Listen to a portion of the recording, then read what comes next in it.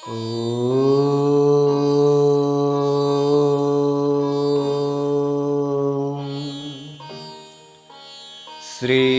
हनुमन्ताय रामदूताय आञ्जनेयाय महाबलाय नमो नमः। श्री हनुमत स्तवन सोरठा। प्रणवो पवन कुमार खलबन पावक ज्ञान घन। जासु हृदय आगार बसहि राम सर चाप धर। अतुलित बलधामं हेमशैलाभुदेहं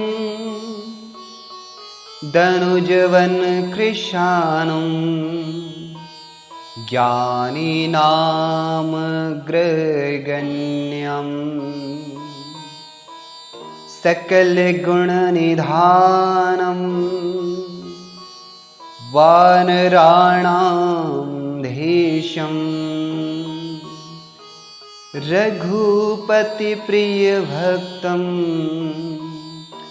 वातजातं नमामि। गोष्पदे कृतवारिशं मशकीकृतराक्षसं। रामायण महामालारत्नं वन्दे अनिलात्मजम्।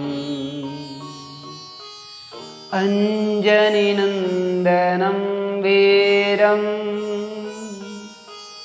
जानकी शोकनाशं। कपीशं अक्षहन्तारं वन्दे लङ्काभयङ्करम्। उल्लङ्घ्यं सिन्धोः सलिलं यः शोकवह्निजनकात्मजाया। आदाय तेनैव ददाह लङ्का।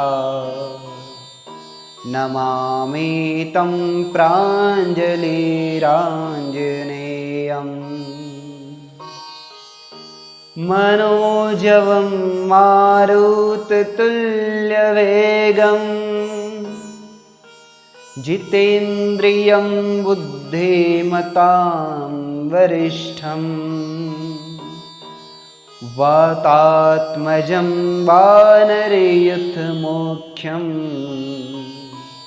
श्रीरामदूतं शरणं प्रपद्ये। आञ्जनेयमतिपाटलाननं काञ्चनाद्रिकमनीयविग्रहम्।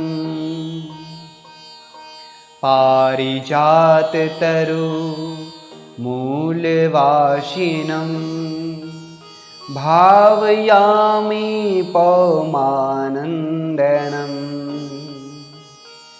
यत्र तत्र श्रीरघुनाथकीर्तनं तत्र तत्र कृतमस्तकाञ्जलिम्। बाष्पवारि परिपूर्णलोचनं मारुति नमत राक्षसान्तकम्।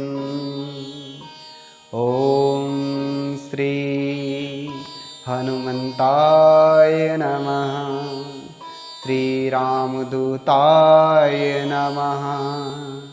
बोलिए प्रेम से श्री हनुमंत लाल की जय।